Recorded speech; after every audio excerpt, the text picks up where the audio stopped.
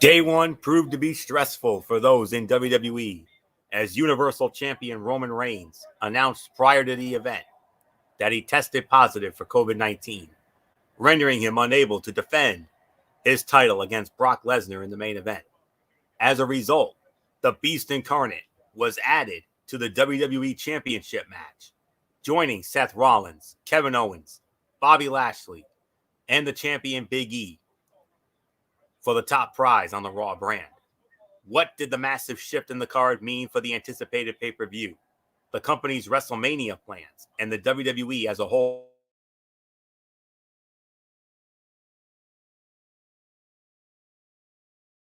as it entered a new year? Welcome, everybody, to Ridiculously Raw, the first Ridiculously Raw of 2022. I am your host, Anthony Florio, joined as always by good old MF Michael Fletcher, the Phenom Michael Bullock, fresh off another one of our legendary Raw chats as always, and of course, Dee Dee Woodson not with us tonight. Work commitments beyond her control, but I do believe she should next be with us on Friday night for our first Cerebral Smack Talk of 2022. But now it's not often this happens, but because of the shift here, usually good old MF Michael Fletcher usually hosts the pay-per-view recaps, but this is one of those rare times where I get to take it for a spin because of the fact that we wanted to chill and take it easy on New Year's weekend, and rightfully so. So yeah, I'm actually going to take you through this one, but don't worry. MF will take it back for the Royal Rumble. Don't you worry about that. So with that being said, let's get into it. Day one was live this past Saturday night, New Year's night, from the State Farm Arena in Atlanta, Georgia, streaming exclusively on Peacock here in the United States, the WWE Network outside the U.S., and, of course, traditional pay-per-view. And we started it off with the kickoff show match. Courtesy of Friday Night SmackDown, it was Sheamus and Ridge Holland versus Ricochet and Cesaro. Sheamus and Ridge Holland win the match 9 minutes and 45 seconds. And one thing to note of, Ridge Holland suffered a broken nose during this match and had to be taken out. So Sheamus won the match on his own. He basically won a 2-on-1 handicap match. So credit where credit is due to Sheamus in that regard. So pre-show matches, we don't dive into that. Only if it's a championship match or a match with any, implications or anything. But we're going to get into the main card now, and we're going to start it off with the match for the SmackDown Tag Team Championship. The champions, the Usos, Jimmy and Jay, defending against their longtime rivals, the New Day, King Xavier Woods, and Kofi Kingston. Winners of the match. Just bear with me for a moment.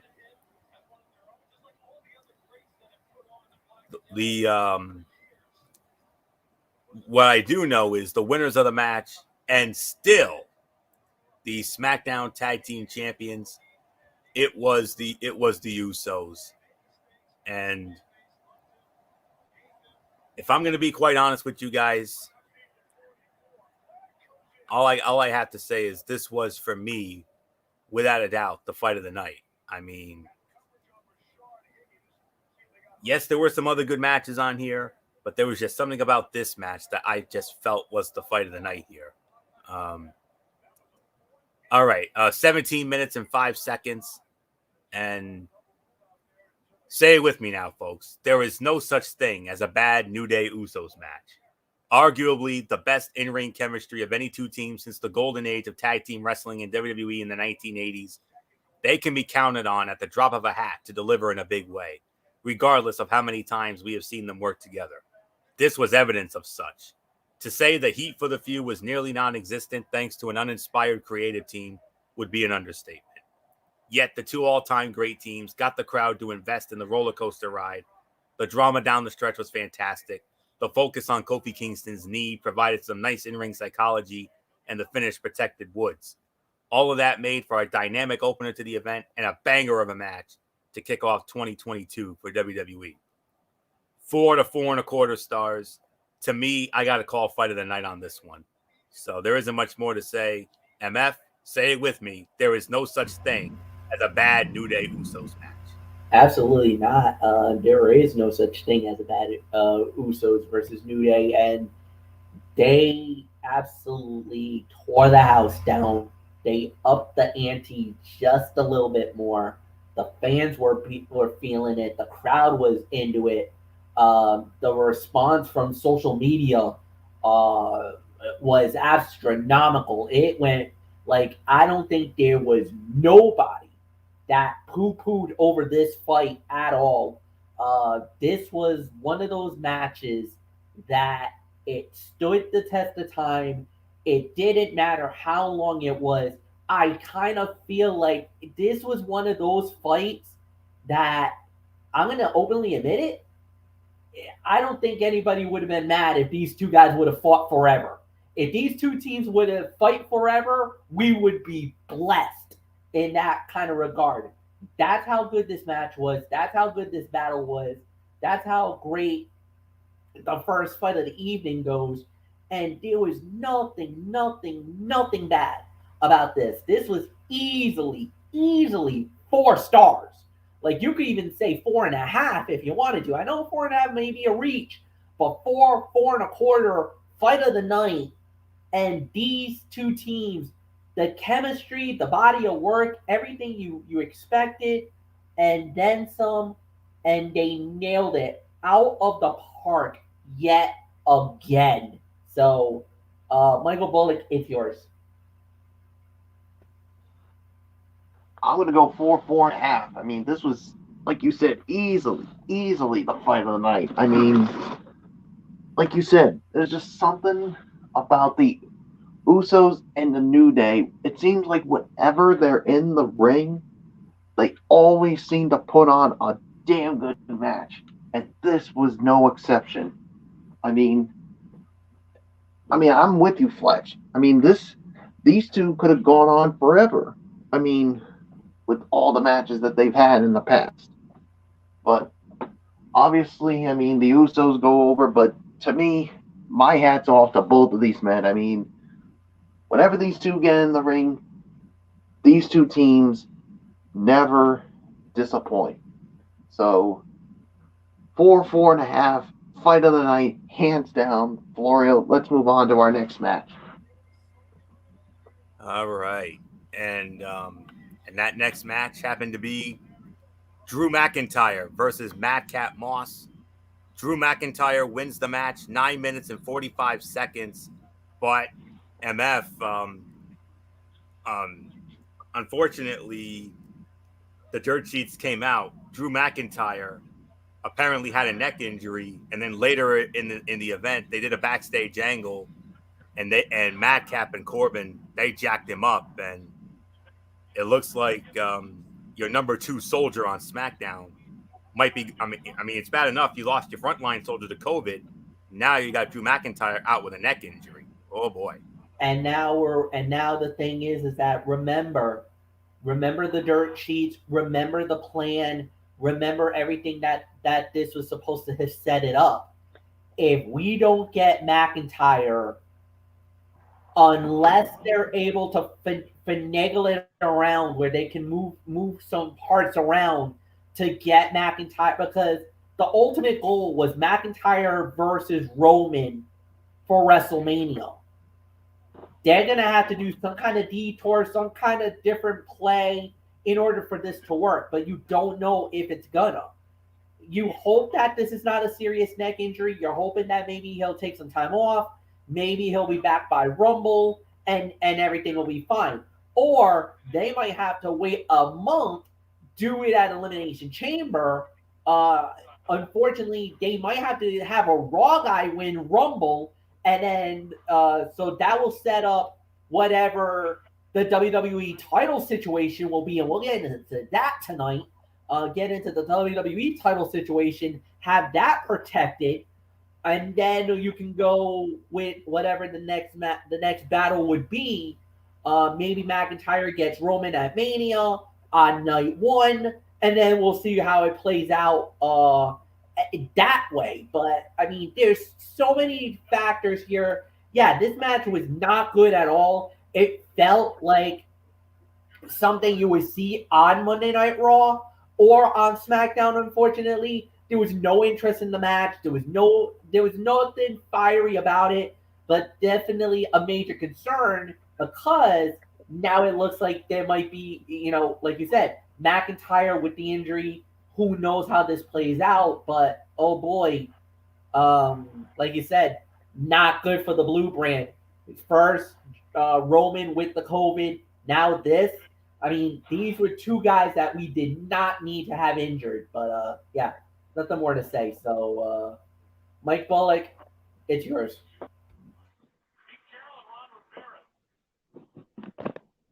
Yeah, this is concerning. I mean, yeah, I mean, to me, I'm not even gonna rate this match because I really wasn't that interested in it. I mean, nobody even really cared for it. I mean, but yeah, now all the concern goes to Drew McIntyre. I mean, I really hope that it's not that serious of an injury when it comes to his neck, because we all know what we want. We want Roman and Drew McIntyre at WrestleMania, because we all agree that Drew's going to be the one to dethrone the tribal chief. But now, hopefully it's not that serious. He takes some time off to rest it and see where he is. I mean, hopefully he'll be back in time for the Royal Rumble, and maybe they could still find a way to get him in there. I mean, so many questions that have to be answered, and something that we all have to keep an eye on. So, Florio, it is yours, but right now, Florio, I don't know. I'm concerned for Drew McIntyre, and that main event at Mania right now could be up in the air. Yeah, very much so. As for this match, there is no reason this had to be on pay-per-view. There is no reason it was as long as it was. With that said, Madcap Moss is a solid wrestler who hung in there with a former WWE champion and never looked out of place. He belonged and showed some great veteran awareness, particularly as he readjusted during the fallaway slam spot, preventing a potential disastrous botch. He showed up and showed out, leaving one to wonder how much more of an asset he would be without the horrendously bad Madcap persona as part of the unfunny Happy Corbin act.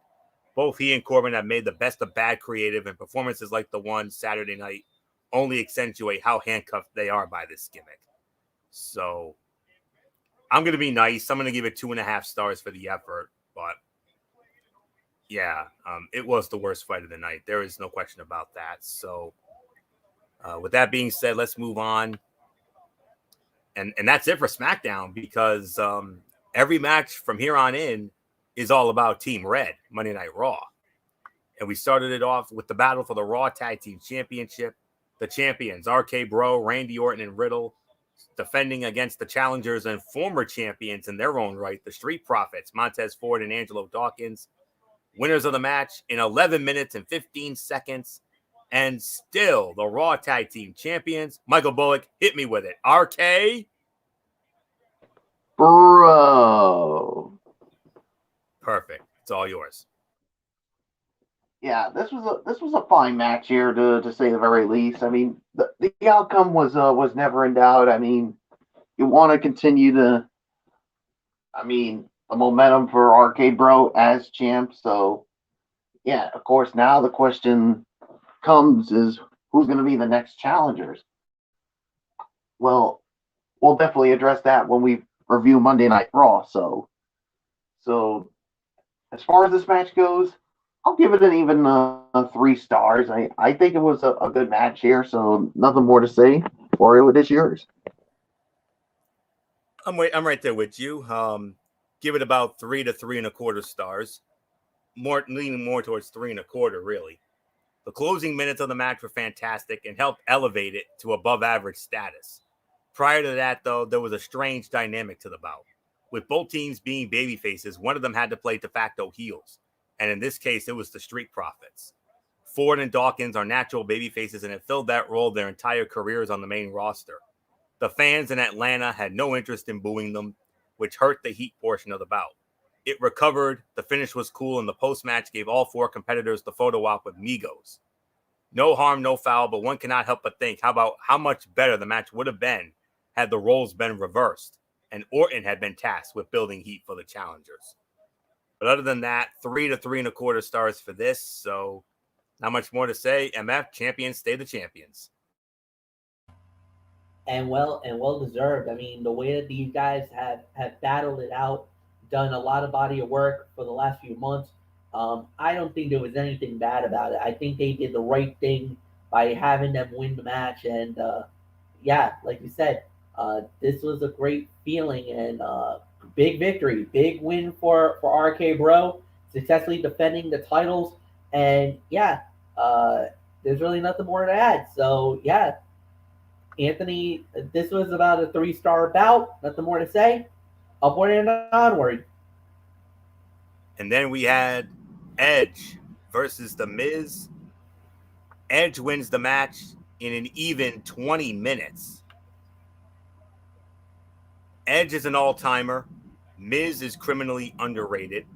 Together, though, their clashing styles prevented them from having the match they deserved. The crowd, quiet for the majority of it, did not help matters. Edge could have had this match with Seth Rollins, but Miz is a different worker, and the tease finishes and submission holds didn't work for the talent involved.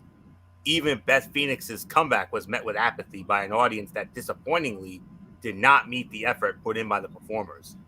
Hopefully, the anticipation that will come with Maurice and Phoenix's involvement and the inevitable mixed tag match will give all involved a much hotter bout for them to show off in. I can only give this about 3.25 to 3.5 stars. MF, we thought this had the potential to be a show stealer. Not quite. It wasn't even close. It wasn't even close. I cannot believe this match. And I kind of feel like it was the Atlanta crowd.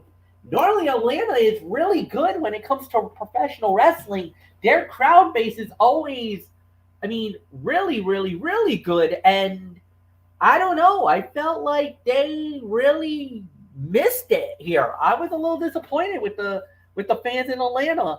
I don't know. Maybe it was something just happened, or they just weren't into this match. Normally, because the body of work of everything leading into it was good. It's just, I don't know. It was weird. This is one of the rare times where a match like this happens and we have a swing and a miss type moment. And yeah, I don't think there's anything more to say. Disappointment is not even the word I would use, but that's exactly what it was. This was unfortunately a thoroughly disappointing outcome, to say the very least. I kind of thought that they were going to maybe give The Miz the victory here because, maybe had Maurice do a robbery type situation and then from there set it up that way. But no, I guess it is what it is. So nothing more to say. And yeah, Mike Bullock, I'll give it to you. This was at least a 3-star bout, but just the way the crowd reacted, it just left a bitter taste in the mouth. Yeah, I mean, I'll give it about, I'll give it somewhere between 3.5. I mean, the thing is, I mean, I don't think we can fault The Miz and Edge. I mean, they tried everything they could to get the crowd into it, and they basically weren't that interested. And I don't know why they're not that interested. I mean, Edge is a Hall of Famer. I mean, yeah. I mean, say what you want about The Miz, that he's an arrogant prick, but he can still get it done in the ring. And the way they built this, I thought this had the chance to be something good, but I just think the crowd really sucked the air out of it, even with Beth Phoenix's appearance. The crowd was literally quiet. So I don't know. I mean, that crowd for this match, I'm sorry to say, guys, that it really disappointed me. I thought they'd be into this, but for some odd reason, they just weren't. I mean, I'm just totally disappointed in them. So that's just my honest opinion. So, Florio, it is yours. All right, let's move on to a much lighter note here. The battle for the Raw Women's Championship. Champion Big Time Becky Lynch defending the title against Liv Morgan. Winner of the match in an even 17 minutes, and still the Raw Women's Champion, the man, Big Time Becky Lynch. MF, surprised much?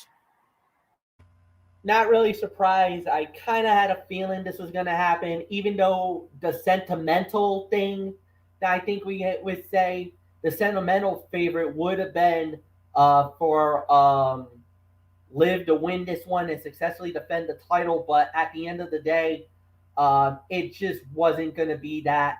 I just feel like right now it was just one of those type of situations where you kind of feel like it could have gone a number of ways, but at the end of the day, that's what it went. That's how they played it. There was really nothing more to add. This was just as good as you could have done it. Great matchup, 3.5 stars. The ladies put on a show, but the outcome was never in doubt. If Liv would have won the title, it would have been a remarkable story, but obviously when you want to go into WrestleMania season, who's the one person you want more than anybody else to succeed? You want Becky Lynch. She's the face of the company. She's the face of Monday Night Raw.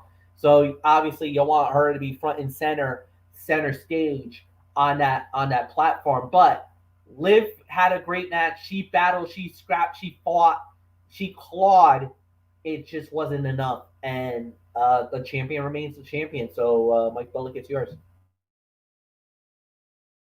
Yeah, like you said, I mean, the outcome to me was never in doubt. I mean, I knew Becky Lynch was going to retain the title, but you definitely got to give Liv Morgan credit. She definitely put up a valiant effort. I mean, there were times I thought she was going to do it, but I knew that that Becky was going to do it, and like Michael Fletcher just said, I mean, with it being WrestleMania season, you want your main woman to go in as the champ, and that person is Big Time Bex. So 3.5 stars. Florio, it's time for you to eat that slice of humble pie, boy, because you were the lone wolf and picked Liv Morgan, so you're going to have to eat that slice of humble pie and enjoy it. Yes, and I will. Everything was in place for Liv Morgan to complete her childhood dream and capture the Raw Women's Championship. The build was there. There was a clear groundswell of support for her to capture her first title, and the match unfolded in a way that suggested the story would get the appropriate payoff. Then it didn't happen. Instead, WWE opted to further enhance a star who has been on top of the division since WrestleMania 35. Becky Lynch won cleanly, without a single hint of cheating. She absorbed everything Morgan threw at her and still picked up the win. While there is nothing wrong with a champion out-wrestling her or his opponent en route to a win, the storytelling clearly set up something else rather than Morgan's latest failure. No stars will ever be made by constantly failing to win titles. By the time they do, people stop caring or grow bored. Ask Lex Luger. Morgan should have won, even if she dropped it back in short order, a la transitional champion. It would have preserved her popularity, freshened up Lynch's persona for a bit, and set up one last showdown between the competitors before WrestleMania. As it is, maybe look for Bianca Belair to once again challenge for the title next. 3.5 stars for the effort. And now we go to the main event of the evening, the now fatal 5-way match for the WWE Championship. Champion Big E defending against Seth Rollins versus Kevin Owens versus Bobby Lashley and the newly added Beast Incarnate Brock Lesnar. Winner of the match in 8 minutes and 25 seconds. And once again, WWE Champion, the Beast Incarnate Brock Lesnar. Michael Bullock, the Beast, is now a 9-time world champion. Yeah, I mean, you talk about a major swing. I mean, people thought the Beast Incarnate was going to walk out with some title, but none of them expected the WWE Championship. But obviously, with Roman Reigns testing positive for COVID, they added him in here. So, and yeah, I knew that something was going to happen in this when Brock Lesnar got added, and yeah, so I'm going to give this 3 stars. I mean, you saw, I mean, this was complete and utter chaos when it came to this. I mean, and you saw, guys, after the match where Bobby Lashley stared down Brock Lesnar. Could we be getting that dream match that we've all been clamoring for? You'll have to find out, especially when we go to our Raw review. So 3 stars is my rating. So, Florio, it is yours. Yes, indeed. This was a fire match with no rest to breathe between spots. The action was nonstop. The fans were into all of it, and each star had the opportunity to shine. Seth Rollins and Kevin Owens were the glue that held it together. Big E showed increased intensity, and Bobby Lashley maximized every second with Brock Lesnar. This brings us to the finish. There had to have been a better way to get to Lesnar winning the title than to have Big E eat such a decisive fall. Could neither Rollins nor Owens afford the loss? Why diminish a guy who had the emotional title win last fall and struggled through some rather uninteresting feuds, but still proved to be a great ambassador for the company by having him lose his title in this fashion? Protect him. Let fans know he still figures to be a significant part of the main event scene. As it was, he looked like a guy steamrolled by an unstoppable force in Lesnar, who has a date with Roman Reigns, presumably at WrestleMania. But where does that leave Big E and his main event prospects? I don't know. But at the end of the day, though, 3 to 3.25 stars for this. So no doubt about it. Fun little sprint. So there isn't much more to say. MF, here we go again. Brock Lesnar. He's got the WWE Championship, and based on his past status, well, hopefully that's not going to lead to more trouble for Raw like it did before. Yeah, but the thing is that this was a last-second audible that WWE had to pull because with the Roman Reigns situation and the whole 9 yards, they literally panicked. They had no idea what to do. So, and now we're hearing in the dirt sheets that if it would have been just the 4, Big E was going to be WWE champion. He was walking out of Atlanta with the belt. Because Brock got inserted in it, they literally called audible and they let Brock take the title from Big E. So if you're Big E right now, your thinking is, what the heck? Yes, my place was going to Atlanta. He thought he had this in the bag. He thought, okay, I'm walking in, WWE champion, and the whole 9 yards. And the next thing he knows, he not only loses the belt, but now we do not even know where he's going to stand with the WrestleMania, what could happen at Mania. I mean, this is a raw deal, and no pun intended, but this is a raw deal for Big E. So Big E's going in thinking, he could have an impact heading into WrestleMania season, and now he might not even factor into any title picture going to Mania.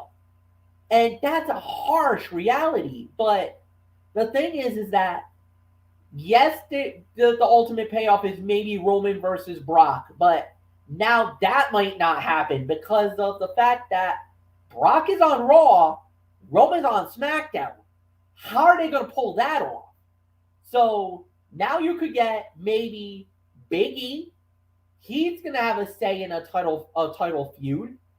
You're going to have Bobby Lashley because you saw the look on Lashley's face after he lost the match. You saw the look. He wanted more of Lesnar. And if you think about it, who's the one guy that beat up on Brock Lesnar other than anybody else? Lashley got to Brock. And I'll tell you, man, how many years have we been begging for a Brock Lesnar Bobby Lashley fight?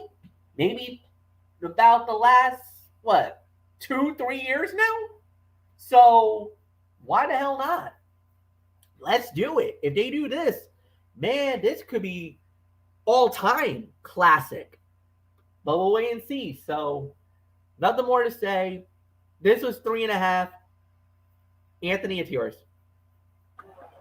Oh, and there's one more thing I want to bring up. And Florio, I mean, you heard me talk about this, and Fletch, I don't know how you feel about this, but I read a dirt sheet, and during Big E's WWE title run, he had 7 losses. So maybe him losing it might not be that much of a bad thing. I don't know where you guys stand on it, Florio. You know what? Obviously, you always have those situations where the WWE champion does lose. I get it. Does it hurt that you don't make him a strong champion? I could say yes. There's no doubt. I'm not gonna argue that. But at the end of the day, I mean, for what it's worth, in the clutch moments, I'm not talking about just the regular. I'm talking clutch moments, and that's where was winning. Yeah, you lose non-title fights, you lose matches like that. All right, fine, whatever. But when it comes to the point when the title is on the line, Big E rose to those occasions and successfully defended. So having 7 losses, all right, fine. Maybe there were non-title matches. Maybe they were tag team matches. Something like that. But those are no harm, no fouls. Unless it had some kind of magnitude type of a loss. Then I would have a gripe. But a lot of them were not really magnitude type defeats. So it actually was no harm, no foul, at least in my eyes, to say the very least. But I get that. That's just my opinion. Yeah, and if you talk to other people, they probably would have a different opinion. And they probably would say, look, it's a disappointing run as champion, so maybe him losing the title isn't that bad a thing. But I'm more on your side, Fletch. So I agree. Florio, No, I agree. I 100% agree on that. Without a doubt. I mean, he wasn't setting the world on fire as champion, so this was one of those unfortunate they had no choice situations.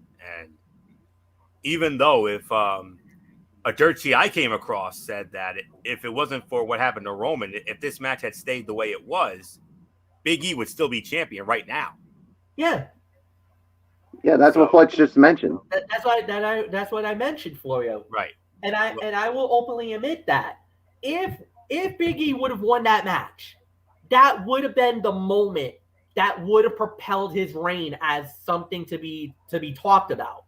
Because to beat the likes of Owens, Lashley, and Rollins, dude, that was huge. If he would have walked out with his belt, beating Brock Lesnar. Now Lesnar didn't have to factor, but to say that Lesnar was in the match and Big E survived, my God, what type of reign would we talk about with Big E beating 4 men like that, and especially the caliber that these men are? This is true. It would have solidified his reign. It would have. Absolutely. It absolutely would have. But let's move on here, guys.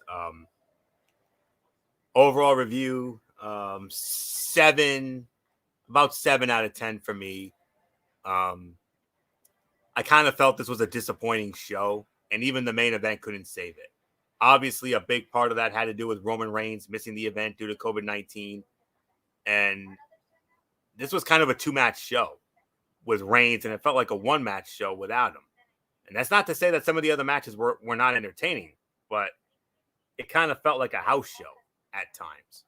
But other than that, 6.5 to 7 out of 10. That's the rating I'm leaning towards. the opener was hands down the fight of the night. And Edge and Miz, I mean, we had so much promise for this match, and then they ended up disappointing. And some of the other matches were solid, but the crowd definitely had a hand in it. So that's all there is to say on that. So 6.5 to 7. MF, let's get your thoughts. I think you underscored this, Florio. I thought this was an alright show. I don't think it was as bad as you thought it was. I kind of have to give it 7.5 out of 10. I think you're being a little harsh there, Anthony, on this one. This is my personal opinion. Bullock, it's yours. Yeah, I'm more on Fletcher's side. I mean, I didn't think it was that bad a show like you're making it out to be, Florio. I think you were being a little too harsh on it. I mean, 7.5 out of 10 for me. I mean, yeah, you had some solid matches. I mean, obviously we're not gonna include Madcap, Moss, and Drew McIntyre, but yeah, there were some things that could have been better. But all in all, I don't think it was bad as a show that you're making it out to be. So 7.5 for me. Florio, let's get into our Raw review. No, fair enough. You guys are right. So, but with all that, let's get into what was, of course, another so-so edition of Monday Night Raw, but it was also newsworthy at the same time. And let's set it up for you. Following Brock Lesnar's shocking WWE Championship win on Saturday night at Day 1, Big E, Kevin Owens, Bobby Lashley, and Seth Rollins fought to see who would get the next title shot against the Beast Incarnate at the Royal Rumble. After their tag team dissolved recently, Omos took on AJ Styles in the big man's first real test as a singles competitor. We also saw Damien Priest defend the United States Heavyweight Championship against Dolph Ziggler in a rematch after their last encounter ended with the champion being disqualified, with a very unique caveat. Let's take a look at everything that happened on tonight's first Monday Night Raw of 2022. We started it off, in-ring segment. The lights went out. We're like, okay, what's going on here? The lights come on, and there was Paul Heyman. And I'll tell you guys what, the minute I saw him, I knew where this was going. And it led to exactly where I knew it was leading. Paul Heyman and Brock Lesnar are reunited. Paul Heyman is once again the advocate for the reigning, defending, undisputed WWE Heavyweight Champion of the world, Brock Lesnar. Woof. You want to talk about starting the year off with a bang? You just did. All right. The live crowd seemed understandably confused by whether to cheer or boo Lesnar and Heyman. Lesnar taunting Roman Reigns and the line about being the true champion should add fuel to the fire when it comes to speculation regarding an eventual title unification bout between those two. Great way to open the show, especially since it reunited Paul Heyman and Brock Lesnar without making it into some drawn-out ordeal over the next several weeks. Brock Lesnar has been especially good since he recently returned. He would be just fine without Heyman, but seeing them together just feels right. It was a little longer than it needed to be, but overall, this was great. It's not possible for Heyman to give a bad promo at this point or ever.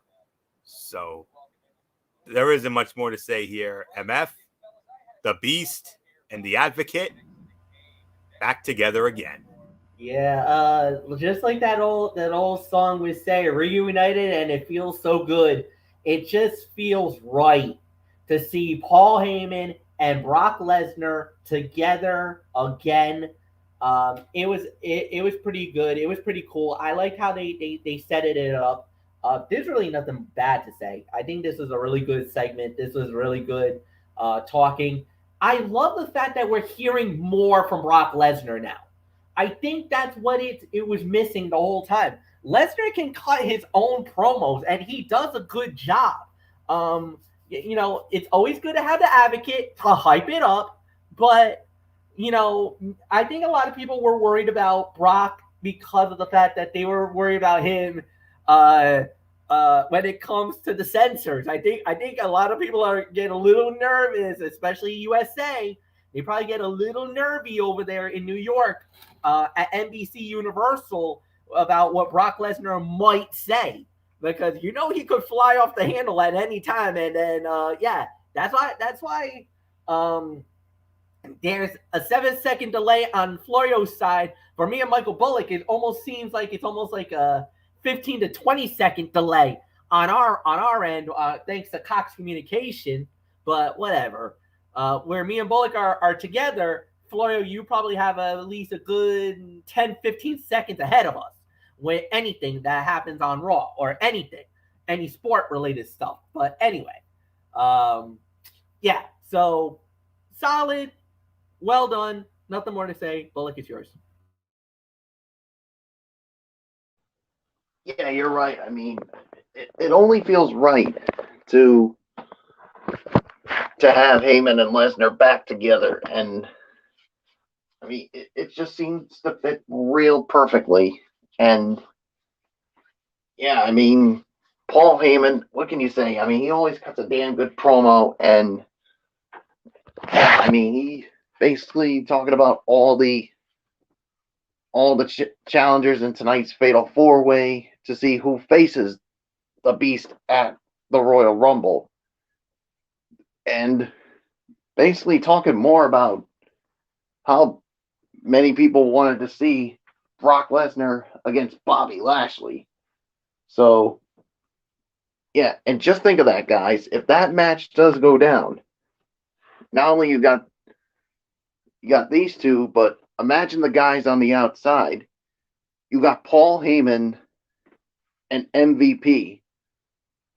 You know how MVP is always a good talker, how he trash talks anyone? Well, I think MVP may have meant his match, because if he tries to get into a war of words with Paul Heyman, I think chances are MVP is losing that battle 9 times out of 10. So think of that. Florio, it's yours. Wow, banger of a way to start the show. All right. First match of the night. It was a non-title match. The Raw Tag Team Champions, RK Bro, Randy Orton and Riddle, versus the Alpha Academy, Chad Gable and Otis. Now, I'm only going off the sheet here. 2 minutes and 40 seconds of television time, although I think it might have been a little longer, honestly. But nonetheless, regardless of the time, the winners of the match, the Alpha Academy, Otis, with a decisive pinfall over Riddle. MF, if I didn't know better, I would say we just had a championship committee moment here tonight. Yes, we did. We had a championship committee moment, and I will openly admit this. Yeah, first off, 2 minutes and 40 seconds of TV time, mob foot on that one, Florio. As you would, I'm gonna keep it as nice and as clean as we say, but there's a certain phrase you coined on this show. Well, you coined it on Cerebral Smack Talk, because I know this is more of a PG show where mine is more TV-14, but this has the stinks, as you know, if you know what I mean. But I'll say that it's the stinks. That's what I'll call it. Mookie stinks, right? Huh? The Mookie stinks? Yes, that's where I was going. I thought so. That's where I was going with it. But yeah, this had the stinks because of the fact that it's 240. Get out of here. That was more than 240. But because I felt like that was more like at least 5 minutes. In my whoever wrote the 240 needs to has them explained. Their eyes examined. They need to see an optometrist or something. So yeah, exactly. So nothing more to say about that. first off, Alpha Academy gets a big win. And I really think that Otis is going to be a big star in 2022. I think a lot of people kind of felt like they kind of let Otis fall by the wayside a few years ago when they inexplicably gave him the Money in the Bank, and basically he got rendered useless after getting the Money in the Bank. I mean, he had everything going his way. He had the I guess you could say an interesting rivalry with Dolph Ziggler. Yes, there was the Mandy Rose thing with Sonya Deville.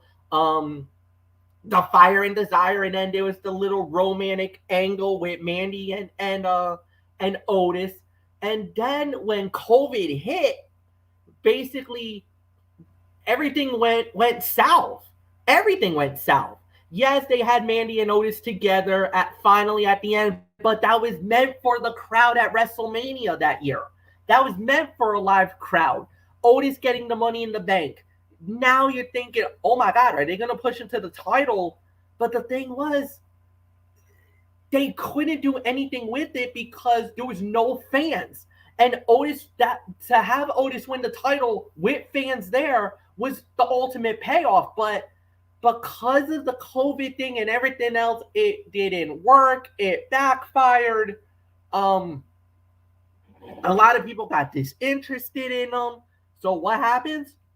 They basically said Mandy off. I think that was draft, or she went to NXT. Then Miz comes in, gets the Money in the Bank, and Otis basically gets poofed, becomes irrelevant, and nobody cares. Now he goes with Chad Gable, and they've been working this angle for for almost a good 6 months. Now I think tonight was the first real moment where I honestly, for me, and Mike Bullock, I don't know how you say, but RK Bros in big trouble. They are in big trouble now because of what happened here tonight. And it's almost, I hate to say this, but I think Royal Rumble, we're going to have new champions. And I think the Alpha Academy could very well win these titles in St. Louis, in screwy St. Louis, in the Dome of all places. I think it could very well happen. So maybe 1.5 to 2 for the effort. But as far as the outcome goes, or the championship committee moment, absolutely. It's definitely happening. No doubt in my mind. So, Bullock, it's yours.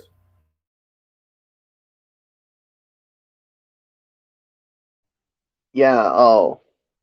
One to 1.5 for the effort here, but yeah, I mean, with the Alpha Academy getting the win, I mean, yeah, it's a championship committee moment, but I could definitely see Alpha Academy dethroning RK Bro at the Royal Rumble. We'll just have to wait and see on that. So, nothing else to say. Florio, it is yours. Yeah. Chad Gable has grown into a good mic worker, especially in recent months. It has been a slow process, but if you look at his promos now against where he was 2 years ago, it's a big difference. This was much shorter than it should have been, but every second of the actual match was money. These two teams work well together, and seeing Otis get a relatively clean win is always fun. This will almost certainly lead to Alpha Academy receiving a title shot, possibly at the Royal Rumble. Had this been longer, it likely would have been the fight of the night. I'm going to give it 2. I'm going to be a little more generous and give this 2 stars for this. But, oh, yes, championship committee moment without a doubt. All right, guys, MF and Bullock, you guys can chill for a bit because we got mass cutouts coming up here. So hang tight. They really did this. They channeled their inner old school TNA here. Dana Brooke, MF's favorite, and Reggie versus Tamina and Akira Tozawa. This was a mixed tag team match, and the 24/7 championship was on the line. Winners of the match, 1 minute and 10 seconds. It was Reggie and Dana Brooke. Reggie pinned Akira Tozawa for the win. And because of that, Dana Brooke still the 24/7 champion.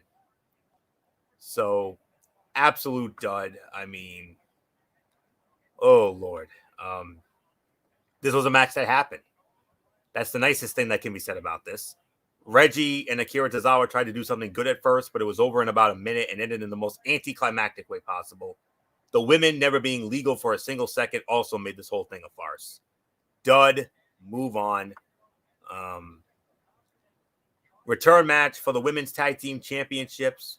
Well, actually, no. We had another in-ring segment. Becky Lynch cutting another gloating promo, interrupted by Liv Morgan, and then interrupted by Bianca Belair. And then later in the evening, Doudrop showed up, and Anna Pierce and Sonya Deville were talking, and angry Doudrop complained about Bianca and Liv each wanting another title shot. She demanded a title shot. So next Monday night on Raw, it will be Bianca Belair, Liv Morgan, and Doudrop in a triple threat match.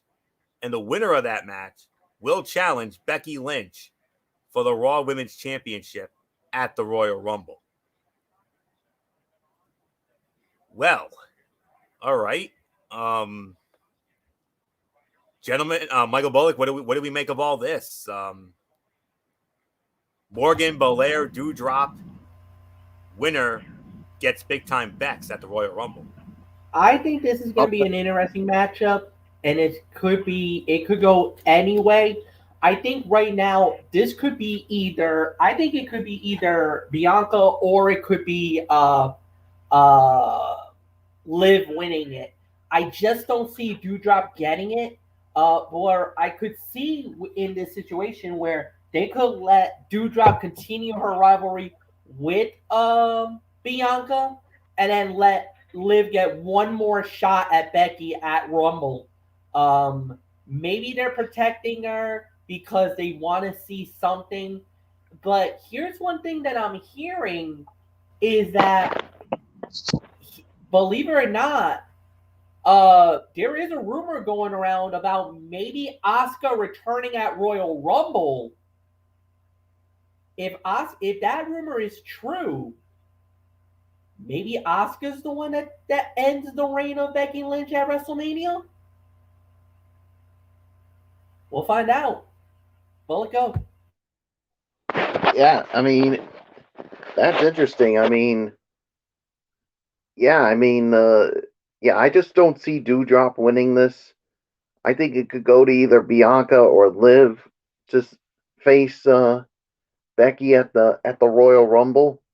But yeah, if Becky retains, then could Asuka return? And guys, what happened the last time Asuka and Becky were in the same ring? Becky Lynch gave Asuka the Raw Women's Championship after Asuka won that Money in the Bank ladder match at Headquarters when Becky was pregnant. So, I mean, imagine this, guys. It would come full circle that almost 2 years later from that moment, these two could face off at WrestleMania. I mean, think about that if that does happen. So, nothing more to say. Florio, it's yours. Well, that is certainly a possibility.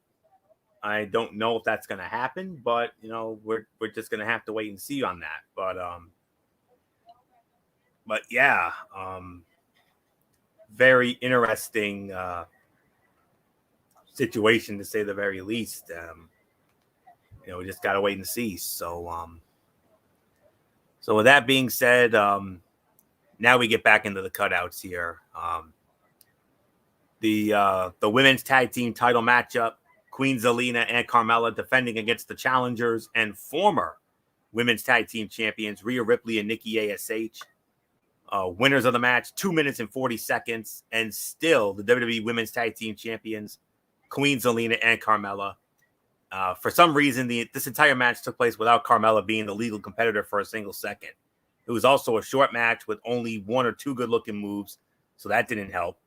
Two matches in a row that received less time and storyline development than the single promo segment we got from Becky Lynch and company before this match took place. WWE has dropped the ball with the women's tag team titles and the 24/7 championship, especially over the last 6 months. It's kind of sad to see WWE regressing after spending several years making its women's division better. 1 star for the effort. Then we had the Street Profits squaring off against Apollo Crews and Commander Aziz. Street Profits win the match in 2 minutes and 15 seconds. Oy, Malone. This was another match that felt shorter than it should have been, but the little bit we got to see was fun and fast-paced, so it's hard to complain too much. Montez Ford's frog splash is a thing of beauty. Honestly, all 4 guys look good here. They just needed a few more minutes to make this a must-see bout. I could probably give this about 1.5, maybe. But it was also announced tonight that the Street Profits, the Mysterios, and Austin Theory are all going to be in the men's Royal Rumble matchup. So, and Austin Theory was added to the Royal Rumble match by none other than Vince McMahon himself. So, yeah, very interesting stuff there. All right, now we got to get into this. This was the United States Heavyweight Championship matchup. Damien Priest defending the title against Dolph Ziggler. I know what you're going to say. Yes, again. But they added an interesting caveat here. If Damien Priest got counted out or disqualified, then Dolph Ziggler would become the new United States Heavyweight Champion. Winner of the match in an even 9 minutes, and still the United States Heavyweight Champion. It is Damien Priest. Since MF took over that last spot, I should have made that an open forum on that one. But Michael Bullock, now you get to start off on this. We definitely ate this up during our Raw chat there, because there were a couple of occasions where Damien Priest, there was a time where he almost got counted out. There was a time he almost got disqualified. There was at least 4 occasions where he almost lost the title, and despite those 4 near misses, he barely survived here.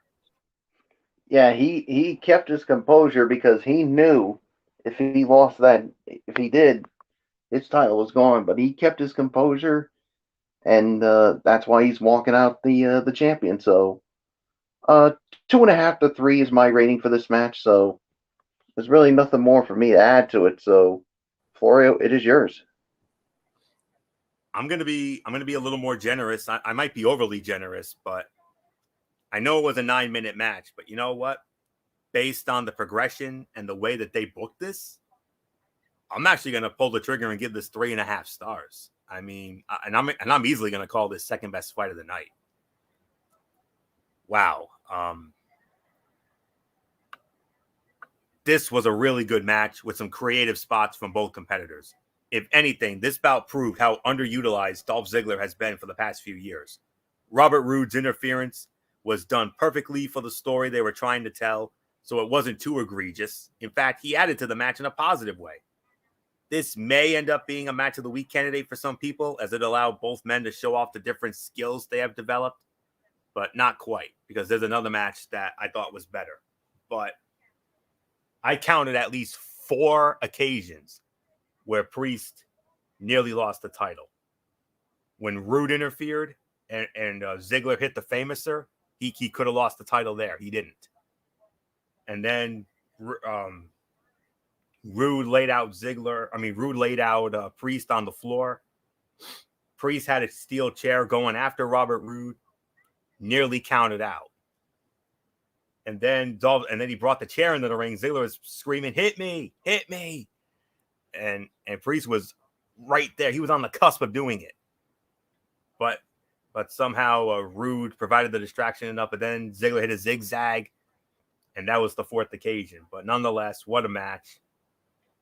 The match was about 3 to 3.25 stars, but I'm gonna bump it up a notch to 3.5 for the creative booking of this match. I thought creative did a great job with booking the stipulation here. So stipulation played out perfectly. So 3.5 stars for the overall match here. So not much more to say. MF, I mean, I know we give creative a bad rap on a lot of occasions, including earlier, but this is one of the rare times we got to give kudos to creative. I mean, like I said, I counted at least 4 times Priest could have lost the title. Absolutely, no doubt about it. At least 3.5 is the rating I would give. It was an amazing match, no doubt about it. Nothing more to add. Floyd, what's yours? All right. And then from there, all right. Then we had another in-ring segment, The Miz and Maurice. And then they were interrupted by Beth Phoenix and her husband, the rated R superstar Edge. They have a back and forth, and then Edge took control, and Edge said, you know what? Beth and I, we are going to give you what you want. Me and Beth versus you and Maurice in a mixed tag match at the Royal Rumble. Fans, yes, chanted. And guess what, boys? It happened. Miz accepted. So it's on. It will be Edge and Beth Phoenix, as they're calling themselves the Grit couple, the Hall of Fame couple, squaring off against the It couple of the Miz and Maurice at the Royal Rumble. Woo. Oh, this is going to be something. I mean, what can I say? I mean, this was another very good segment here. I could say second best segment of the night behind the Lesnar and Heyman segment, but man, what can I say? I mean, the match. I mean, we've been talking about this since this whole feud started, and MF. Guess what, man? It's gonna happen. Mixed tag, Edge and Beth against the Miz and Maurice. We wanted it. We're getting it. Well, we hope that it delivers. Remember, we had some high expectations of this of Miz and Edge at day one, and it actually underdelivered. So I think we're gonna be lowering our expectations a little bit for this match, honestly. But hopefully it nails it. But I don't know. Bullock, it's yours.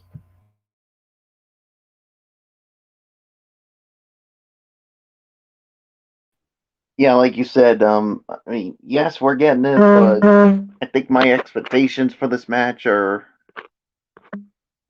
very low because of what we saw at day one. I mean, I hope I'm wrong, but I don't know. I mean, I don't know. I mean, I got some reservations for this, so we'll wait and see. So, Florio, it is yours. And then from there, it was the phenomenal AJ Styles squaring off against Omos.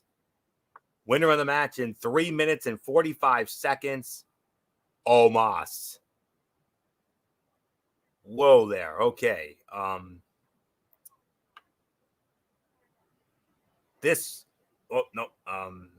misread. All right. This was not a 5-star match or anything like that, but it was what it needed to be. WWE wants to push Omos, and having him beat Styles decisively is going to go a long way. The match itself had a slower pace than expected, but Styles was trying to sell for Omos, so he wasn't rushing to recover after every bump. It'll be interesting to see where this goes and how both men factor into the Royal Rumble match. But seriously, can you guys imagine if Omos is in the Royal Rumble match? Oh boy, that's going to be a sight. So that's definitely something to think about there. But if I was doing the analyst role in the commentary, whereas MF would like be the lead on this, I would have said that after Omos hit the big move on AJ, MF would have said it's all over, Hitman, and I would be like, I don't believe it. That is AJ Styles. That's impressive.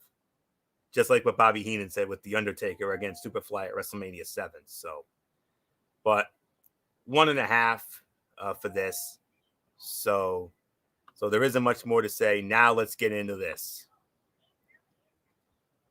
I mean, this is definitely something we need to address. Main event of the evening, the Fatal 4-Way. for the right to face Brock Lesnar for the WWE Championship at the Royal Rumble. The original four-way that we were supposed to get Saturday night at day one. Big E versus Seth Rollins versus Kevin Owens versus Bobby Lashley. One fall, fatal four-way, not an elimination. Winner of the match in 18 minutes and 40 seconds.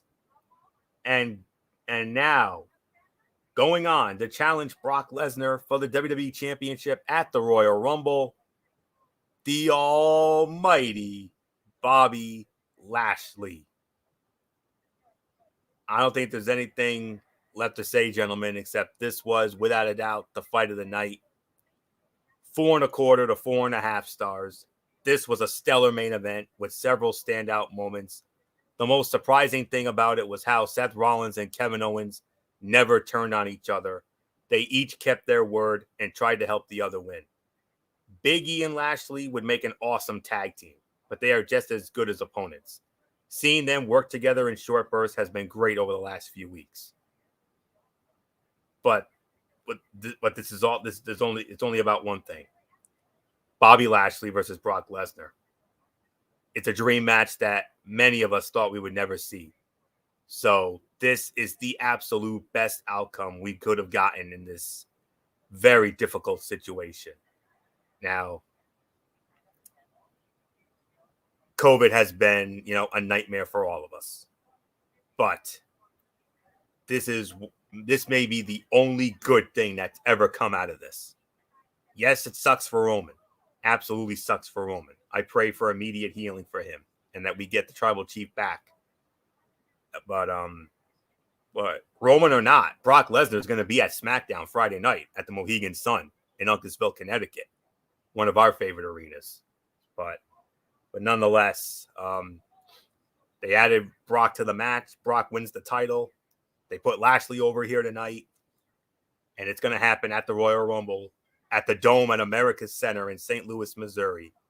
Brock Lesnar, Bobby Lashley for the WWE Championship in a match that, without a doubt, will take the term be a man fight and hoss fight to a whole new level. I already know what these guys are going to say, especially this guy coming up. Goodell MF Michael Fletcher. Yes, I freaked out about Brock winning the title. So like, oh no, here we go again. He's going to hold the show hostage. And you said maybe not for long. We'll see. But guess what? You were right on this. You said that it was possibly going to lead to Lashley and Lesnar. Well, guess what? The fans have been wanting it. We've all been wanting it. And guess what, folks? January 29th, Dome in America's Center, St. Louis. The Beast and the Almighty. And it's about damn time. Yeah, but I'll bet you anything they accelerated the plan because I don't think this was supposed to have happened this soon. I honestly thought this was probably setting up for Mania, but now we get it literally 3 months sooner. So why not? Let's do it. Lashley versus Brock one-on-one in St. Louis. Let's just say the ticket sales just went a little more higher tonight. There's going to be a lot more tickets sold right now because of that match and that announcement. The world's been waiting for this. We've been waiting 3 years for this match, and now we're getting it. So, yes, it was a great main event. It was 3.5 to 3 3/4. And the outcome, honestly, I kind of was hoping for Big E to win it so that Big E could get his one shot and then wait for Mania for Lashley versus Brock. But you know what? Pull the trigger. Let this happen now. I'm not too annoyed about it. I kind of would have felt like we that match should have been waited for WrestleMania, but I'm not mad. I can't be mad. This is a match that we've been waiting for. So let it happen. Let the boys eat, as they say. So I can't wait. This is gonna be a heck of a battle. Michael Bullock, it's yours. Yeah, 3.5 stars for the main event, and yeah, I cannot wait for this. Bobby Lashley, Brock Lesnar finally is going to happen. I was hoping for Mania, but hey, Royal Rumble in front of that crowd at the Dome in St. Louis, Boy, howdy. I mean, I cannot wait. I cannot wait for this. So, Florio, it is yours. All right. And that'll take us to our overall thoughts. MF, yes, there were several cutouts, but still a newsworthy show with the reuniting of Brock Lesnar and Paul Heyman, the mixed tag with Edge and Beth against Miz and Maurice, but of course, Lesnar and Lashley is going to happen. Yeah, and for that, I'll give it 6 to 6.5 out of 10. There was a lot of cutouts that did drag the show down immensely. However, this was a good show. It was a good show. It was still solid. It was newsworthy. We'll give you that. And thank you, Monday Night Raw. This was a very good evening, to say the very least. So there's really nothing more to add. Michael Bullock, it's yours. Yeah, 6 out of 10 for me. I mean, yeah, I mean, you had some good moments, but yeah, the cutouts basically dragged the show down. So, Florio, it's yours. And I forgot to mention that this show was live tonight from the Bon Secours Wellness Arena in Greenville, South Carolina, on the USA Network. And but yeah, 6.5. I agree with the rating. The newsworthiness. We had two good matches, two great matches rather. The main event was the fight of the night. Priest and Ziggler was the second best fight of the night, and then if I had to round out the top three, I probably would slightly give an edge to RK Bro and the Alpha Academy. Throw in two very good segments with the reuniting of Lesnar and Heyman, and of course the Miz and Maurice, Edge and Beth segment to set up that mixed tag at the Rumble. But now that we got Lesnar and Lashley, I mean, can you imagine what the build for this is going to be like over the next 3 weeks, especially with Paul Heyman and MVP, two of the best talkers of all time? Oh, my word, that is going to be insanity. So, Philadelphia, or as MF likes to call it, the Illadelph, next week, brace yourselves. You're going to be in for a wild night next week. And then wherever Raw is the next two shows after that before we get to the Dome in America Center. So, yeah, 6.5. We're not going to do a Tony's Take because, Impact Wrestling was a best of show last week. And there's really not much to speak of when it comes to 205 Live. So we're just going to put a bow on this. So that will put the bow on this first Ridiculously Raw of 2022. We want to thank you all so very much for tuning in as always. We'll be back with you Wednesday night over on MF's channel, Brace Fan 95, for the first Wednesday Night Mayhem of 2022. And if you thought we started tonight with a bang, wait till you see what we have in store for you on Wednesday night. NXT New Year's Evil. And on top of that, the debut, the series premiere of AEW Dynamite on TBS. Headlined by Hangman Adam Page and Bryan Danielson for the AEW World Heavyweight Championship and the TBS Championship Finals. So, and of course, all the stuff going on at New Year's Evil. I mean, I'm very much looking forward to that on Wednesday. Thursday, we got the Strictly Sports NFL Thursday, Week 18 edition, and all the games. But we won't go too much into detail when it comes to the games that don't have any implications. But for the games that do, we'll go a little more into detail. MF and I have to work out the crews, the order of our games for this week. Although I think we have one set in stone, and it's the game of the week. I think we already know where we're going with that. But we'll get into all the games. MF will have all the implications and the scenarios and all that. So that'll be on Thursday night. And then Friday, the return of the Cerebral Smack Talk after a 2-week hiatus. The first Cerebral Smack Talk of 2022. And MF, I can confirm, the Beast will be in the house. We'll be at the Mohegan Sun on Friday night. So brace yourself, MF. Brace yourself. So that's all there is to say, especially if Roman gets cleared. So, oh boy.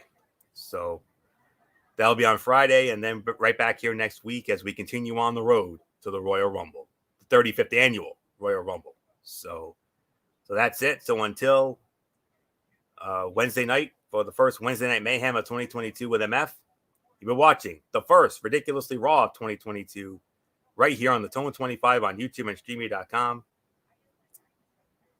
Anthony Floyo here for good old MF Michael Fletcher, and in spirit, the Phenom Michael Bullock, the First Lady of the Wrestling Forum, the Twisted Angel Dee Dee Woodson, and the man who put this all together 10 years ago. Yes, we're celebrating our 10th anniversary of both shows this year. The one and only Yankee Messiah 401, Derek Ferreira. You know the routine, everybody. Thumbs up. Talk to you later. Yeah, throw it up Fortune 4 style. Bye for now, my friends. God bless. Be good to each other. Have a blessed couple of days. And until Wednesday night, you've been watching Ridiculously Raw right here on the Tone 25 on YouTube and StreamYard.com. And remember, as I always tell you all, no matter what anyone tells you, beyond anything else, wrestling is indeed actually real. For everybody who's been a part of this one, for now, Anthony Floyo, so long. Bye, everybody. Bye.